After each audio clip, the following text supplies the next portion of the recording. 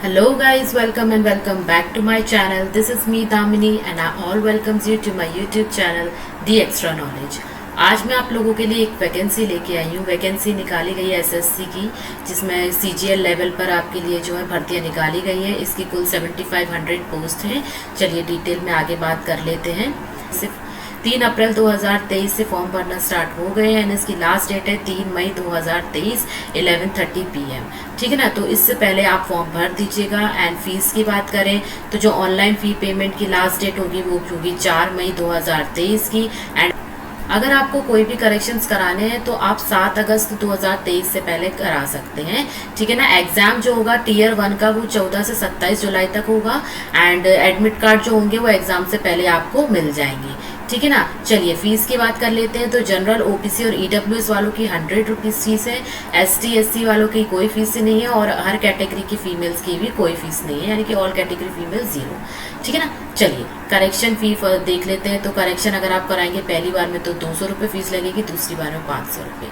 चलिए आगे बात कर लेते हैं। ब्रीफ नोट अब हम इनका ब्रीफ नोटिफिकेशन पढ़ लेते हैं। जैसा कि मैंने आपको बताया कि ऑनलाइन जो फॉर्म भरने की डेट है वो 3 अप्रैल 2023 से लेकर 3 मई 2023 तक है। ठीक है ना। एंड अगर आपको कोई भी करेक्शंस कराने हैं तो वो आप समय से पहले करा लीजिएगा। ऑलराइट। चलिए अब आगे बात कर लेते हैं। आगे में डिटेल में इन्होंने लिखा है following are the likely post that will be filled up through his examination. तो ये कुछ पोस्ट दी हुई है तो मैं आपको यहाँ पे बता देती हूँ। जैसे कि पहले यहाँ पर दी हुई है, आप यहाँ पर देख सकते हैं, मैं आपको दिखाती हूँ। सबसे पहले यहाँ पे लिखा हुआ है पे लेवल 8 पर यहाँ वैकेंसी निकाली गई है, जिसमें 2 पोस्ट पर वैकेंसी निकली है, असिस्टेंट ऑडिट ऑफिसर और दूसरी है असिस्टेंट अकाउंट्स ऑफिसर। ठीक है। एंड यहाँ पर इनके डिपार्टमेंट्स के नाम लिख रहे हो, यहाँ पर देख सकते हैं Indian audit and account department under CNAG and Indian audit and account department under CNAG। तो ये दोनों ही इस डिपार्टमेंट में जो ये पोस्ट निकाली गई है। क्लासिफिकेशन यहाँ पे किया हुआ है ग्रुप वी गजेटेड के लिए। ठीक है ना। यहाँ पे एज लिमिट लिखी गई है और असिस्टेंट ऑडिट ऑफिसर की 18 to 30 years and assistant account officer की भी 18 to 13 ईयर्स।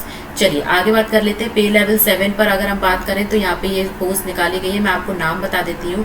पहला है असिस्टेंट सेक्शन ऑफिसर, जो सेंट्रल सेक्रेटरियल सर्विस के डिपार्टमेंट में पोस्ट निकाली गई है ग्रुप वी क्लासिफिकेशन पर। एंड इसकी जो मैक्स एज लिमिट है वो है 20 to 30 ईयर्स। नेक्स्ट हमारी जो है वो है असिस्टेंट सेक्शन ऑफिसर की इंटेलिजेंस ब्यूरो में निकाली गई है एंड इसकी एज लिमिट रखी गई है 18 to 30 years. Next again assistant section officer की निकाली गई है ministry of external affairs and इसकी भी एज लिमिट यहाँ पे लिखी हुई है 20 to 30 ईयर्स। नेक्स्ट निकाली गई हमारी असिस्टेंट सेक्शन ऑफिसर के पोस्ट के लिए जो AFHQ में, एंड इसकी भी एज लिमिट यहाँ पे रखी गई है 20 to 30 years. Assistant section officer यहाँ पे एक और निकाली गई department of ministry of electronics and information technology and इसकी एज लिमिट है 18 to 30 ईयर्स।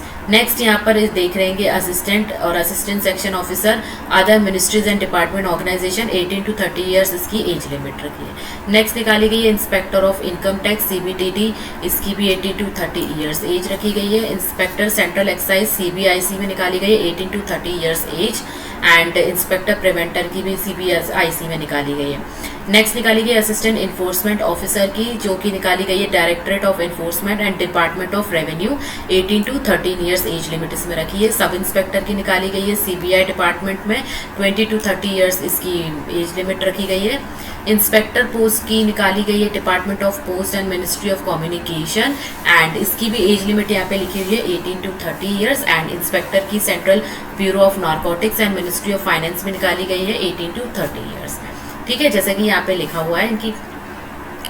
चलिए आगे बात कर लेते हैं। पे लेवल 6 की बात करें तो यहाँ पे कुछ पोस्ट लिखी हुई है, जैसे कि असिस्टेंट और assistant section officer other ministries and department organisations 18 to 30 years इसकी एज लिमिट है। एंड एग्जीक्यूटिव असिस्टेंट की निकाली गई CBIC में, इसकी भी एज लिमिट है 18 to 30 ईयर्स।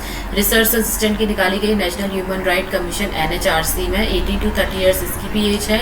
डिविजनल अकाउंटेंट की निकाली गई है ऑफिसेस अंडर CNAG, इसकी भी जो है एज लिमिट यहाँ पे लिखी हुई है 18 to 30 ईयर्स। सब इंस्पेक्टर की निकाली गई national investigation agency 18 to 30 years इसकी भी एज है। And sub inspector and junior intelligence officer की निकाली गई है MHA नारकोटिक्स सेंट्रल ब्यूरो में 18 to 30 years. And junior statistical officer की निकाली गई है ministry of statistics and programme implementation, इसकी एज लिमिट है 18 to 32। ठीक है। और इसी तरीके से बाकी भी डिपार्टमेंट्स की यहाँ पे लिखी हुई है, जैसे पे लेवल 5 की कौन पोस्ट पे निकाली है, ऑडिटर और अकाउंटेंट की पोस्ट पे निकाली गई हैं। एंड जो डिपार्टमेंट्स हैं वो है offices under CNG, other ministry departments, officer under CNG, control general of accountants. And ये इनकी यहाँ पे एज लिमिट लिखी हुई है। पे लेवल 4 की अगर पोस्ट की बात करें तो postal assistant and sorting assistant, senior secretary assistant, upper division clerk, senior administrative assistant, tax assistant and sub inspector. ये कुछ ऐसी पोस्ट है जो पे लेवल 4 के लिए निकाली गई है। एंड ये यहाँ पर इनके डिपार्टमेंट्स दिए हुए हैं कि किन डिपार्टमेंट्स में निकाली गई है। ठीक है, तो ये कुछ पोस्ट थी जो जिसकी वैकेंसीज निकाली गई हैं। तो ये आप यहाँ पर पढ़ सकते हैं। इनके ब्रीफ नोटिफिकेशन का जो है आप यहाँ पे पढ़ सकते हैं। मैं लिंक आपको डिस्क्रिप्शन में दे दूंगी, तो वहाँ से आप उनके नोटिफिकेशन को डाउनलोड कर सकते हैं। ठीक है, इनकी ऑफिशियल वेबसाइट का भी लिंक मैं आपको डिस्क्रिप्शन में दे दूंगी, तो आप लोग वहाँ से चेकआउट कर सकते हैं। चलिए आगे बात कर लेते हैं। अब देख लेते हैं कि एसेंशियल एजुकेशन क्वालिफिकेशन क्या मांगी गई है। तो यहाँ पे लिखा हुआ है assistant audit officer and assistant accounts officer. इनकी एसेंशियल क्वालिफिकेशन में आपकी बैचलर डिग्री होना चाहिए फ्रॉम अ रिकॉग्नाइज्ड यूनिवर्सिटी और इंस्टीट्यूशन। एंड डिजायरेबल क्वालिफिकेशन ये है कि आप अगर आपने CA है या चार्टर्ड अकाउंटेंट है और आपके वो कॉस्ट एंड मैनेजमेंट अकाउंटेंट और कंपनी सेक्रेटरी और मास्टर्स इन कॉमर्स और मास्टर्स इन बिजनेस स्टडीज और master in business administration and master in business economics, तो ये आपके पास होना चाहिए। तो आप इस पोस्ट के लिए अप्लाई कर सकते हैं। दूसरी चीज इसमें लिखी हुई है कि during the period of probation direct recruit shall have to qualify subordinate audit account service examination. ठीक है ना। चलिए नेक्स्ट यहाँ पे लिखा हुआ है जूनियर स्टैटिकल ऑफिसर की। इसमें आपके पास बैचलर डिग्री होना चाहिए किसी भी सब्जेक्ट में from a recognised university with at least 60% marks in maths and at 12th standard, यानी कि 12th में अगर आपके मैथ्स लिया है तो उसमें आपको 60% मार्क्स होना चाहिए और साथ ही साथ कोई भी सब्जेक्ट में आपके पास बैचलर डिग्री होना चाहिए। नेक्स्ट है यहाँ पे स्टैटिकल इन्वेस्टिगेटर ग्रेड 2 की। तो यहाँ पे आपके पास किसी भी सब्जेक्ट में जो है बैचलर डिग्री होना चाहिए with statistics as one of the subject और from a recognized university, and candidate must have studied statics as a subject in all 3 years and all 6 semester, right? चलिए आगे यहाँ पे देख लेते हैं research assistant in national human rights commission. तो यहाँ पे एसेंशियल क्वालिफिकेशन में आपके पास बैचलर डिग्री होना चाहिए। साथ ही साथ इनकी डिजायरेबल क्वालिफिकेशन है कि मिनिमम आपके पास 1 साल का रिसर्च एक्सपीरियंस होना चाहिए किसी भी यूनिवर्सिटी में और रिकॉग्नाइज्ड इंस्टीट्यूट में, राइट।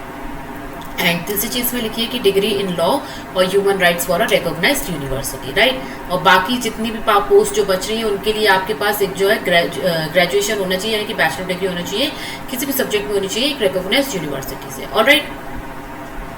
अगर आप जो है जिसमें लिखा है candidates who appeared in their final year, यानी कि अगर आपको फाइनल ईयर अभी चल रहा है तो भी आप मतलब ग्रेजुएशन का फाइनल ईयर चल रहा है तो भी आप इस पोस्ट के लिए अप्लाई कर सकते हैं। ठीक है ना। चलिए आगे बात कर लेते हैं हाउ टू अप्लाई। तो application must be submitted only in online mode, यानी कि आप ऑनलाइन मोड से अप्लाई कर सकते हैं। इनकी वेबसाइट पर जो दी हुई है ना, इनकी वेबसाइट पर जाकर आप फॉर्म फिल कर सकते हैं। अगर आप नहीं कर सकते हैं तो आपके नज़दीकी MP पोर्टल पर जाकर आप इनके फॉर्म को भर सकते हैं, राइट। चलिए आगे बात कर लेते हैं। एप्लीकेशन फीस के बारे में मैं आपको सब कुछ बता ही चुकी हूँ। एंड यहाँ पर ये रीजंस दिए हुए हैं कि किन किन जगहों पे जो आपका एग्जामिनेशन सेंटर पड़ेगा, तो ये आप इनके नोटिफिकेशन में पढ़ सकते हैं। उसी अकॉर्डिंग आप अपने सेंटर सेलेक्ट कर सकते हैं। एग्जामिनेशन की स्कीम ये है कि सबसे पहला जो आपका एग्जाम होगा वो होगा computer based, will be conducted in 2 tiers, Tier 1 and Tier 2, ठीक है ना। And marks scored by candidate in computer based examination if conducted in multiple shifts will be normalised by using the formula, ठीक है ना। तो इस तरीके से आपको यहाँ पे चीज़ें देखने को मिल जाएंगी। फिर स्कीम जो Tier 1 का एग्जाम होगा ना, तो उसमें यहाँ पे लिखा हुआ है कि आपको general intelligence and reasoning, general awareness, quantitative aptitude and English comprehension, ये इसके क्वेश्चंस आपको पूछे जाएंगे। नंबर ऑफ क्वेश्चंस होंगे 25 एंड मैक्सिमम मार्क्स होंगे 50 और 1 घंटे का आपको टाइम दिया जाएगा। Tier 2 will consist of objective type multiple questions, the question will be set both in English and Hindi except for English comprehension, ठीक है ना। And there is a negative marking of 0.50 marks, right. तो इस चीज़ का आपको ध्यान रखना है। Tier 2 एग्जामिनेशन यहाँ पे लिखा हुआ है, इसका एक पेपर होगा, सेशन 1 होगा, 2 घंटे 15 मिनट का आपका पेपर होगा, जिनमें 2 सेक्शंस होंगे। पहला होगा module 1 mathematic abilities and module 2 reasoning and general intelligence, ठीक है ना। इसके नंबर ऑफ क्वेश्चंस यहाँ पे 60 रहेंगे, मार्क्स यहाँ पे लिखे हुए हैं। सेक्शन 2 में होगा आपका English language and comprehension and general awareness. तो इस तरीके से आपका जो है यहाँ पे डिवीजन होगा। फिर इसके सेक्शन 3 होगा computer knowledge and module. Section 2 15 minute का होगा, जिसमें आपको डेटा एंट्री स्पीड टेस्ट आपको देना होगा, 1 डेटा एंट्री टास्क, राइट। फिर आपका स्टैटिक्स का पेपर होगा, general studies and finance and economics. तो इस तरीके से आपका जो है ना वो सिलेबस एग्जाम जो है डिवाइड रहेगा, ठीक है ना। यहाँ पे इनका सिलेबस दिया हुआ है कि क्या क्या आपसे पूछा जाएगा, तो ये आप इनके नोटिफिकेशन में पढ़ सकते हैं। तो यार that's it for today. And अगर आपको कोई भी कंफ्यूजन है, कोई क्वेरीज हैं, तो आप मुझे कमेंट सेक्शन में पूछ सकते हैं, मैं आप लोगों को रिप्लाई ज़रूर करूँगी। एंड या अगर आपको मेरा वीडियो अच्छा लगा हो तो मेरे वीडियो को लाइक कीजिएगा, शेयर कीजिएगा, मेरे चैनल को सब्सक्राइब कीजिएगा and don't forget to press the bell icon, ताकि मेरे सारे नोटिफिकेशन आपको टाइम पर मिल सके। चलिए फिर मिलते हैं हम अपनी अगली वीडियो में, बने रहिए मेरे चैनल पर। Till then take care, bye bye.